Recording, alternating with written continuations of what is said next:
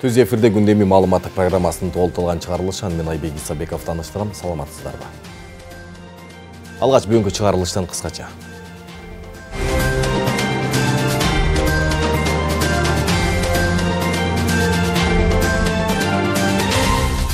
Кыргызстанда 300дөй адвокат лицензиясынан ажырайт. Юстиция министрлиги жактоочуларды тазалоо ишин баштады.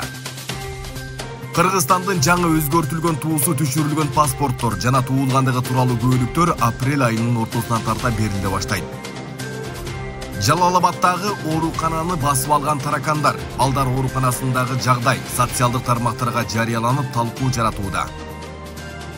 Сузак районундагы музыкалык мектебинин окуучулары авариялык имаратта билим алууну улантышууда.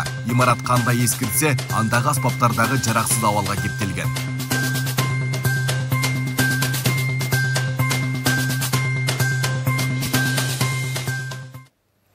Кыргызстанда глобалдык жашыл өсүш институтунун кеңсеси ачылат. Президент Садыр Жапаров 2023 жылдын 27 апрелинде Бишкек шаарында кол коюлган министрлер кабинети менен глобалдык жашыл өсүш институтунун ортосундагы глобалдык жашыл өсүш институтунун укуктук статусу, артыкчылыктары жана иммунитеттери тууралуу макулдашууну ратификациялоо жөнүндө Кыргыз Республикасынын мыйзамына кол койду.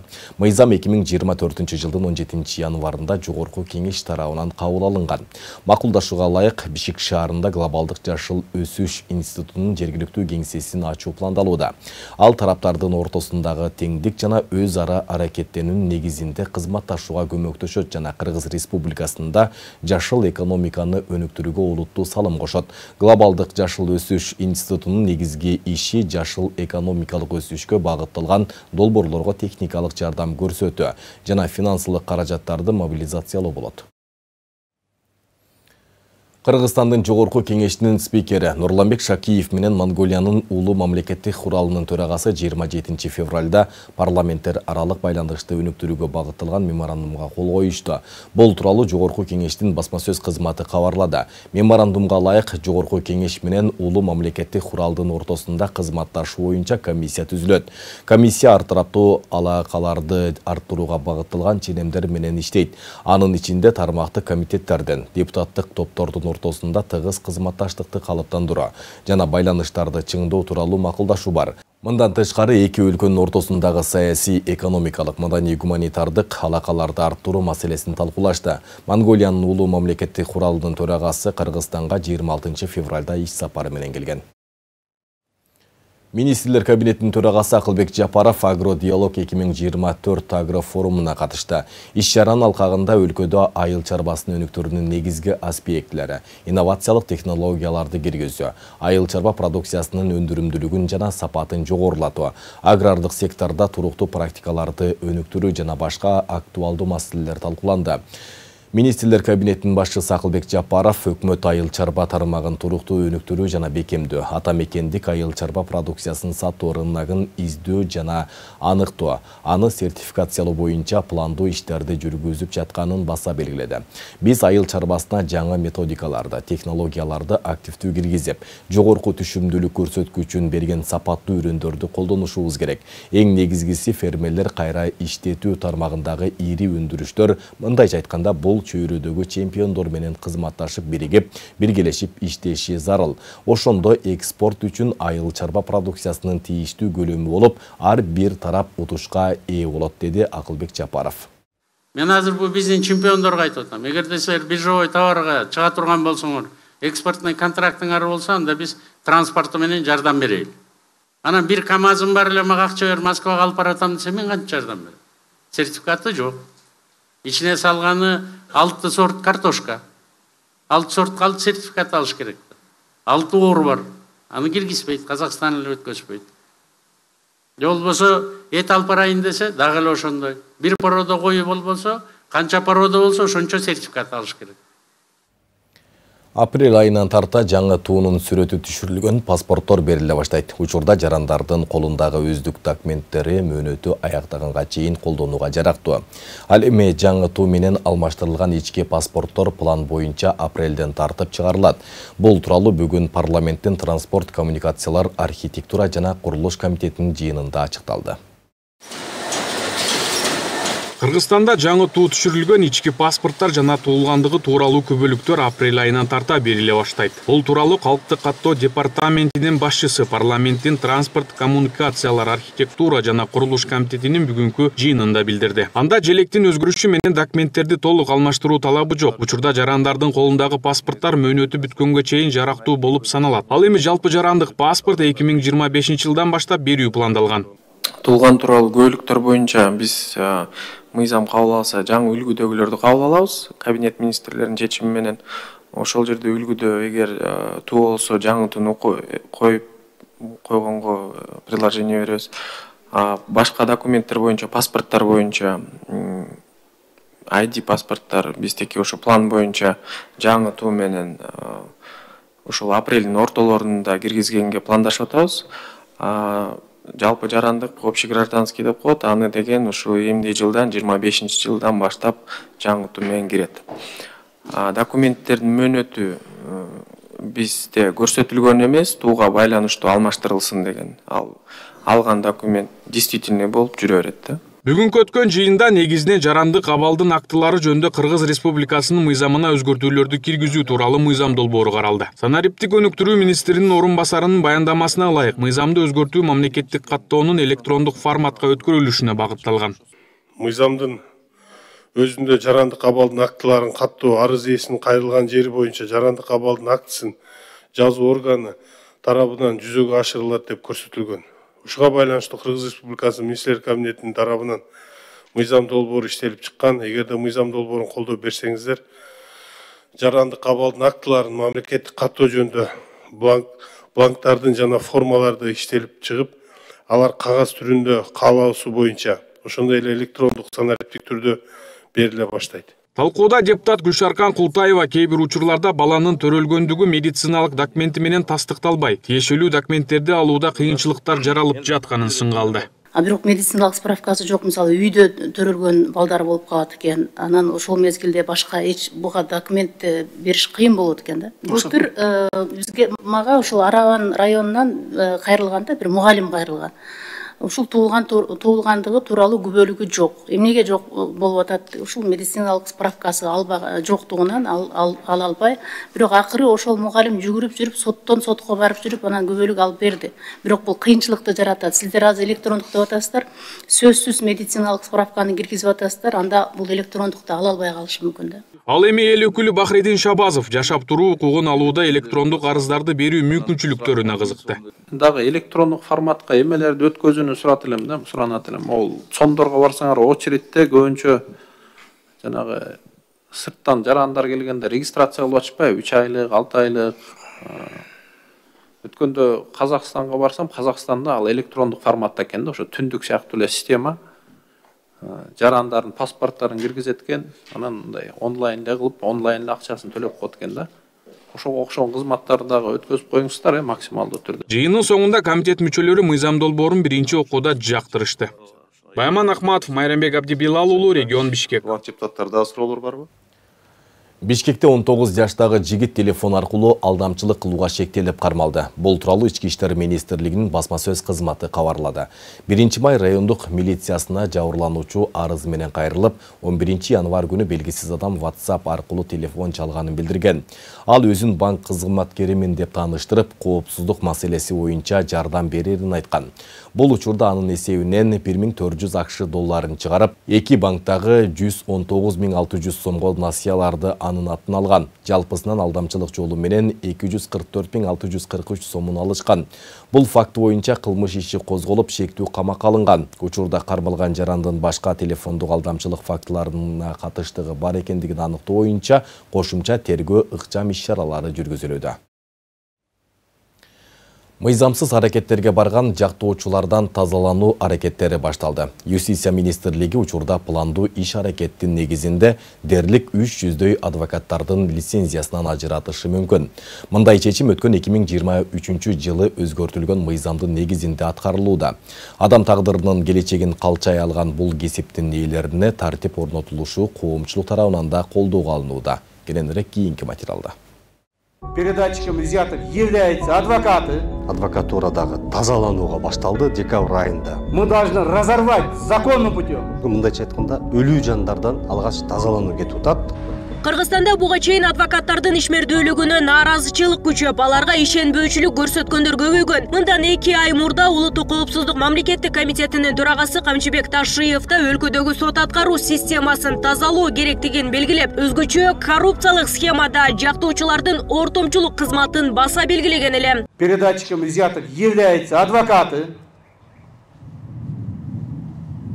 Судьи получают через них свои взятки и принимают решения. Вот эту связку мы должны разорвать законным путем. Адвокаттар ортомчулук кызматты аткарышууда. Соттор алар аркылуу пара алып, анан чечим кабыл алышат. Мына ушул ортомчулукту мыйзамдуу түрдө жок кылып, биздин мыйзамдарды сактоо чараларын колдонушубуз абзел. Ошондуктан кызматкерлер талаптарды аткаргыла. Ар бир менин талабым мыйзам чегинде аткарылсын жана аны аткаруу силердин милдетиңер. Бул көйгөйлөрдү чечпесек, миллиондорду таап, күчтөнүп, жакшы жашоого өтсөк да бул маселе көйгөй бойдон кала берет. Андыктан муну чечишибиз керек. Башка жолубуз жок. Жакшы, тынч, ынтымактуу, мыйзамдуу жана жетишкен өлкөдө жашагыбыз келсе, анда чечүүгө милдеттүүбүз. Хорошо не стали жить, эти проблемы с нами остаются. Эти проблемы мы должны решать. Другого у нас выхода нету. Хотим жить в хорошей стране, хотим жить правовой, спокойной, мирной и достаточной стране. Значит, мы должны решать эти проблемы. Комиссия по этике адвокатуры рассматривает очень пассивно. То есть жалобы со стороны граждан увеличиваются. В этой связи мы внесли изменения в закон адвокатуры адвокатской деятельности. Юстиция министрлиги бул олуттуу маселени жөнгө салуу багытында чаралар көрүлүп жатканын билдирет. Министрдин орун басары Орузбек Сыдыков өткөн жылы адвокатура боюнча мыйзамга өзгөртүү, толуктоолор киргизилип, анын негизинде тыкыр иштер алып барылып жатканын айтууда. Ал мыйзамга ылайык этика комиссиясынын саны 9-дан 7-ге кыскартылып, 5 адвокатуранын өкүлүнөн жана 2 юстиция министрлиги өкүлүнөн кирген жана арыздарды кароо 3 айдан 1 айга кыскартылган.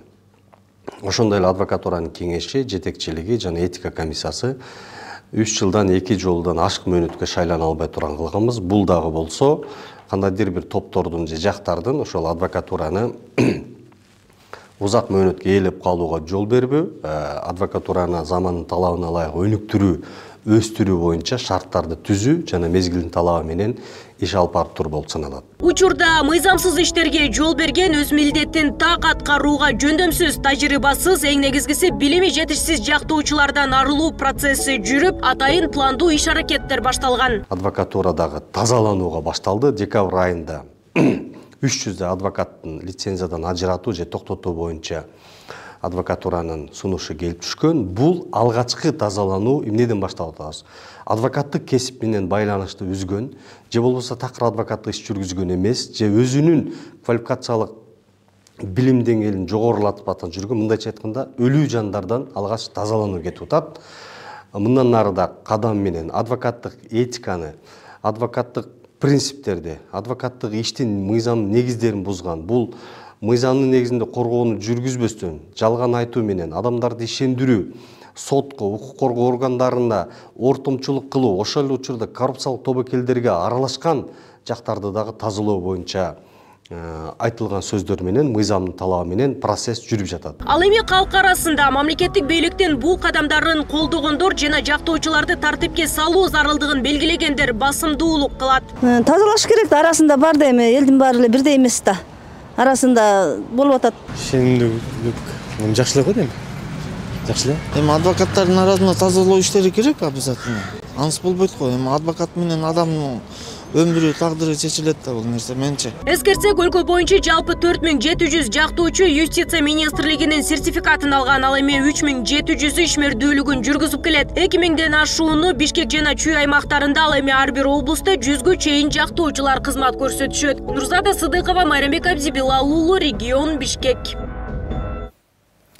Президенттин Ысык-Көл облусундагы өкүлүнүн ордунбасары Айнура Султанбаева туристтердин жана эс алуучулардын коопсуздугун камсыздоо боюнча чукул жыйын өткөрдү.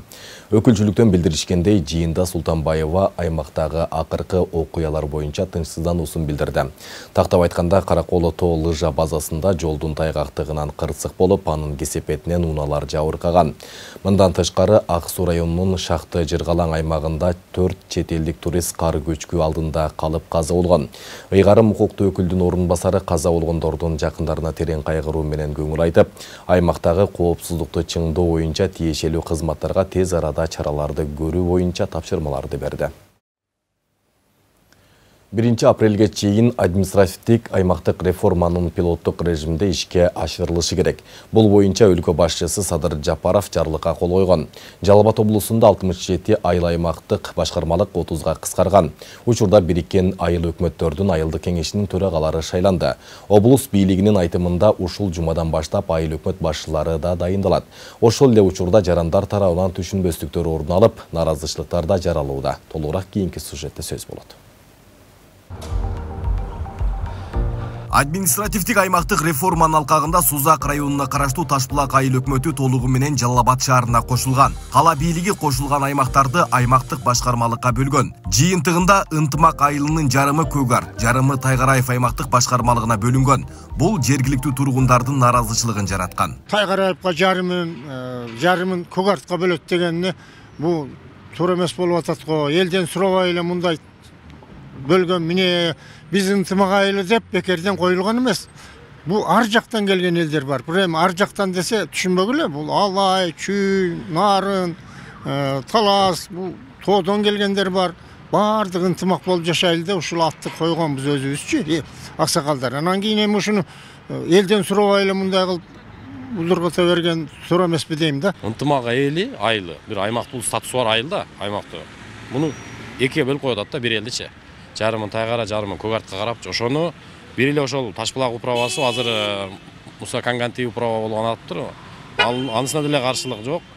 Бирок ошол управа деле калалык, биздин элибиз көнгөн, үлүшүбүз дагы бар, бизге жакын деп ошо элдердин талабы ошол болуп атат. Ошол управа деле калайлы депчи. Үйлөнүп калганбыз бир болуп, ошо бир болуп дагы деп атабыз ошолчу. Ынтымак айылынын тургундары бүгүн бул маселе боюнча Жалал Абад шаарынын мэрине кайрылышкан. Кала башчысы бир айылдын 2 айыл аймакка бөлүнгөнү жергиликтүү тургундарга эч кандай таасирин тийгизбестигин билдирди. Жалал Абад шаары чоңоюп аткандыгына байланыштуу мурун 5 аймактык башкармалык болсо, бүгүнкү күндө 7 аймактык башкармалыкты түзүп атабыз да. Экөөнү кошумча түзүп атабыз. Бұл жерге Ташбулак айыл өкмөтү мурун 24 000 болсо, азыр 14 000га түшүп атат да. Аны биз бөлөк аймактык башкармалыктарга кошуп атабыз. Мурун шаардын 4 бурчунда Ташбулак айыл аймактын элдери жашаган болсо, кайсы жерге ыңгайлуу барганга, кайсы жердин аймактык башкармалыктын адистери тейлей алат, ошол мүмкүнчүлүктөрдү да карап теңге бөлүп атабыз. Ошонун негизинде ишке түшөт. Бүгүн азыр өзүңүздөр деле болдуңуздар, түшүндүрүштөрүн айттык, дедик, довольно кетишти десек болот да. Зорго эми калтанып калдык да. Эми дагы бөлүп ийсек, ушундай мнение келип атат. Балдар палан жердики, бул бүткүн жерди даңгышташы мүмкүн. Ошон үчүн тынч болойлу, ошо ынтымак боюнча калайлы. Мурункудай эле жамандык, жакшылык, отуруштар боло берет, карым катнаш боло берет. Бул границаны бөлүп алганыбыз биз үчүн эле. Силерди кайерге чейин кайсыл адам тейлеш керек? Кайсыл адам кайерге чейин барып тапшырманы бериш керек, ошондой эле. Аймактарды бириктирүүдө бул сыяктуу жарандар арасындагы түшүнбөстүктөр бар. Облус жетекчиси тарабынан жарандарга түшүндүрүү иштерин жүргүзүү боюнча аким өкмөттөргө тапшырмалар берилген. Административдик аймактык реформанын негизги максаты аймактарды өнүктүрүү экендиги айтылып келет. Ошол 30 айыл өкмөтүнүн кызматкерлерин кармап турган бюджет бүгүнкү күндө ошол айыл аймактарды өнүктүрүүгө жумшалат. Айыл аймактарын өнүктүрүү, көтөрүү потенциалын жогорулатып болот. Бүгүнкү күндө бизде сунуш берилип, президентибиздин жарлыгы да чыкты. Анын негизинде бүгүнкү күндө бардык айыл аймактарда кеңештин төрагалары шайланып бүтүштү. Мына эртеңден баштап туруп айыл өкмөт башчылары дайындалат. Негизи эл арасында туура айтып атасыңар, анча-мынча наразычылыктар бар. Бирок бунун бардыгы ошол айылдардын потенциалын көтөрүп, айыл аймактарды өнүктүрүүгө багытталган программа. Жалал Абад облусунда жалпы 67 айыл аймак башкармалык болсо, административдик аймактык реформадан кийин 30га кыскарып, 37 айыл түзүлүп жатат. Бирлештирүүнүн жыйынтыгы менен облус боюнча жалпы 200 миллион сомго жакын каражат үнөмдөлүп, ал ошол эле аймактарды өнүктүрүү үчүн жумшалат. Айбек Исабеков, Самирбек Тойчубаев, Регион.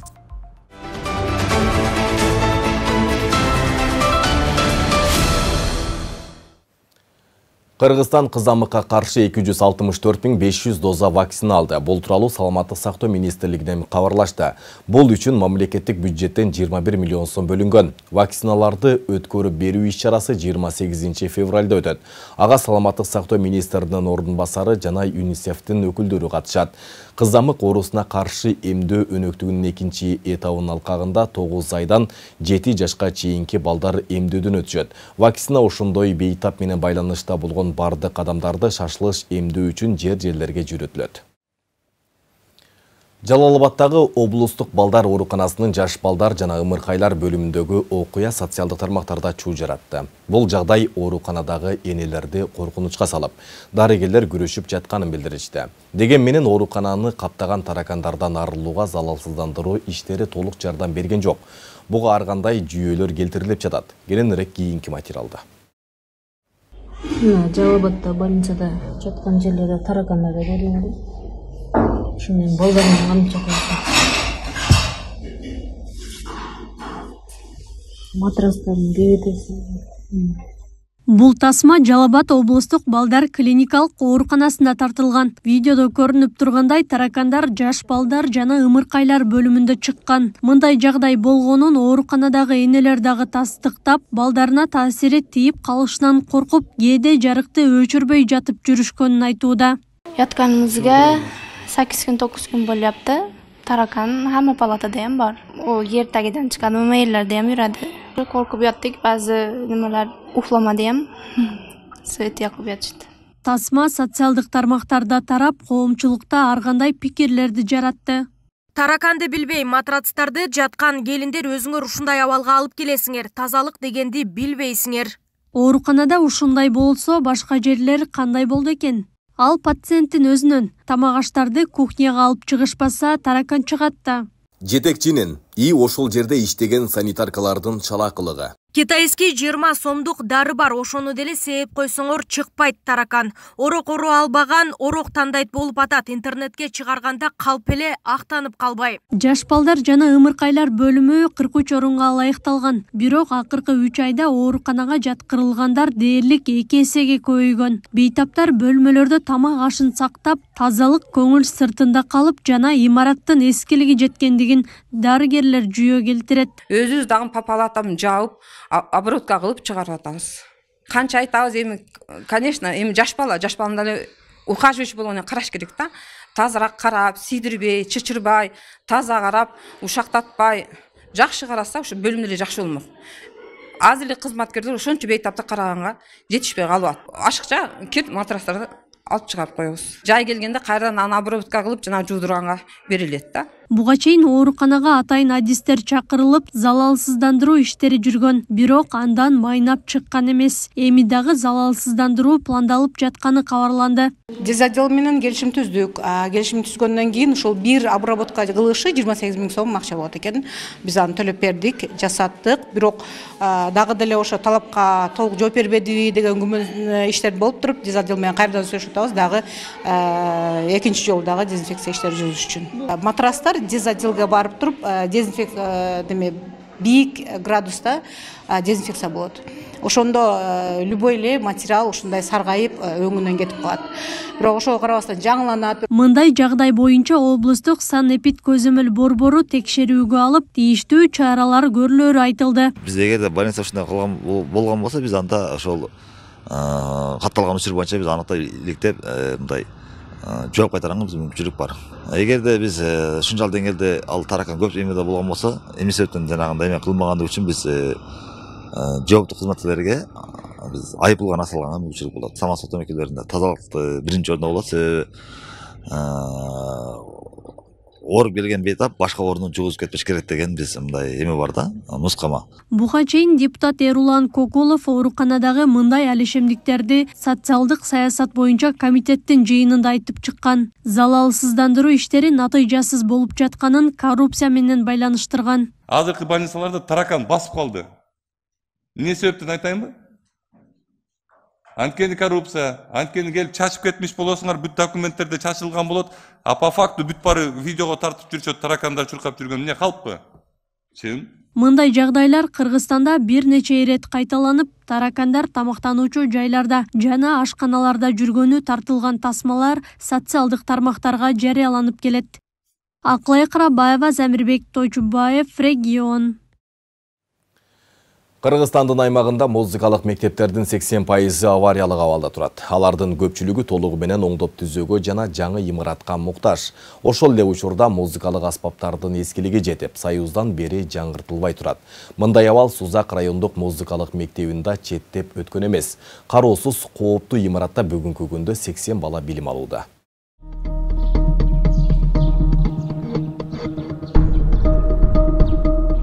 Сузак районундагы балдар музыкалык мектеби авариялык абалда. 60-жылдары салынган имараттын чатырлары, тактайлары чирип, дубалдарынан жаракка кеткен. Буга чейин мекемени бир канча жолу суу басып, бүгүнкү күндө сыз тартып, санитардык талаптарга жооп бербей турат.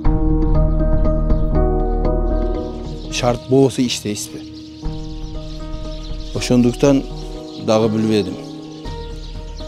Эми бул вопрос кандай чечилет, кандай болот?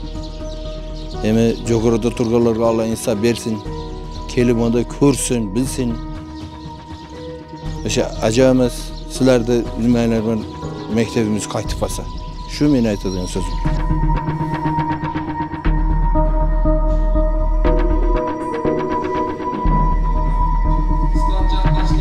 Кабинет могу жагыны директорский кылдык. Буягы завхозду скылаты. Orası kichkina gina qanib shunday. Buni o'lerdan aqateli shipir almaslar bari-birini ko'ratasizlar.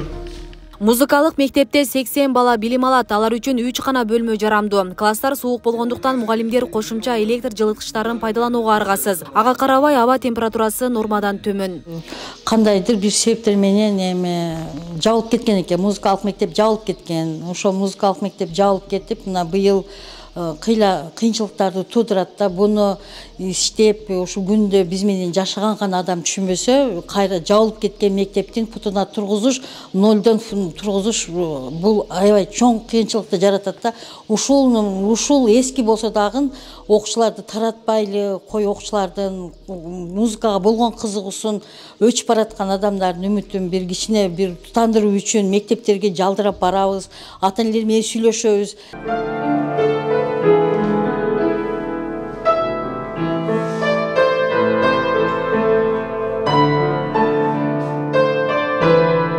Имарат кандай эскирсе, мектептеги музыкалык аспаптар дагы эскирген. Мугалим бар, бирок керектүү музыкалык инструменттер жок турат. Мында керектөөдөн чыккан фортепиано менен бир гана комузду табууга болот.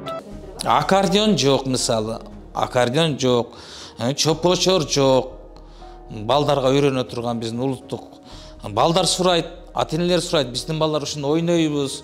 Ушундай деген мугалимиңер барбы? Мугалим бар, бирок инструмент жетишсиз. Аны каяктан кайсы акчага алабыз? Комуз жок. Азыр 3 класста бирден болсо эжекелер өзүңөр алып келип атат да комуздарды. Өздөрү алган эски комуздар. Мына комуздар эски. Мисалы мына акылдарын тынбай мен өзүм кадап берип турам. Ушу комуз менен азыр ушуну 6-7 окуучу бир ушул комузга даярданат. Ата-энелерди алып бер десең, ата-энелер эң начар комузду алып беришет балдардын эми. Колунан келген кеберкиси жакшысын алып берет. Ошого жакшы комуз менен үйрөтсөк, балдардын сулуху да качпайт да. А жаман инструмент жаш баланын сулухун сөзсүз бузат. Маданият министрлиги тарабынан болгондуктан анын ремонтуна жана баягы капиталдык оңдоп түзөөгө бүт министерство тарабынан жүргүзүлөт. Ошондуктан биз бул көйгөйдү билебиз, бул боюнча иштеп атабыз. Жогорку органдарга деле кайрылганбыз. азыркы учурда ушу министрлик тарабынан ал маселе чечилет. Жалпысынан республиканын аймагында 88 музыкалык мектеп бар. Бүгүнкү күндө анын 80% авариялык абалда. Маалыматка ылайык, Кыргызстанда жакынкы 2-3 жыл аралыгында 70 музыкалык мектеп оңдоп түзөөдөн өткөрүлөт. Бул тууралуу министрлер кабинетинин төрагасы Акылбек Жапаров билдирген. Асел Сыдыкова, Аскар Маматисаков, Регион телеканалы, Сузак. Кыргыз футбол союзунун аткаруу комитетинин жаңы курамы 27 февралда алгачкы отурумун өткөрүп, уюмдун мурдагы президенти Медербек Сыдыковду мекеменин башкы катчысы кызматына бекитти. Бул тууралуу маалымат Кыргыз футбол союзунун Facebook'тагы баракчасына жарыяланды. Медербек Сыдыков 2017-2021 жылдары да Кыргыз футбол союзунун башкы катчысы болуп иштеген. 2021 жылдан 2024 жылдын февралына чейин союздун президенти болуп, Кыргызстандын футбол боюнча улуттук курама командасынын Катарда өткөн Азия кубогундагы ийгиликсиз оюнунан кийин январда кызматтан кеткен. Футбол уюмунун аткаруу комитетинде ыйгарым укуктарынын мөөнөтүнөн мурда токтоткон. Кыргыз футбол союзунун президенти болуп 19 февралда улуттук коопсуздук мамлекеттик комитетинин төрагасы Камчыбек Ташиев шайланган. Ташиев Кыргыз футбол союзун 2026 жылдын апрель айына чейин башкарат. 6-чы дүйнөлүк көчмөндөр оюндарын Кыргызстанда өткөрүү пландалууда. Бул тууралуу Маданият, маалымат, спорт жана жаштар саясаты министри Алтынбек Максутов министрликтин жалпы жыйынында айтты. Учурда бул маселе талкууланып жатат. Дүйнөлүк көчмөндөр оюндары 2014-2016 жана 2018 жылдары Кыргызстанда өткөн. 2022 жылы Туркияда өттү. Быйыл 8-14 сентябрда Казакстандын Астана шаарында өтөт. Дүйнөлүк көчмөндөр оюндарын өткөрүү көчмөн маданиятын жандандырып жана сактап калуу максатында 2012 жылы Кыргызстан тарабынан демилгеленген. Регион телеканалының күндеме маалыматтык программасын социалдык тармактардан күзөтүп барыңыздар. Ал үчүн Регион телеканалын Facebook, Telegram жана YouTube каналдарына катталып, акыркы жаңылыктардан кабардар болуп туруңуздар. Ошондой эле Одноклассники социалдык баракчасынан дагы көрсөңүздөр болот. Бүгүнкү чыгарылышты мына ушул жаңылыктар толуктады. Ар дайым жакшы жаңылык менен түз эфирде мен Айбек Исабеков болдум. Кечиңиздер көңүлдүү улансын, саламатта туруңуздар.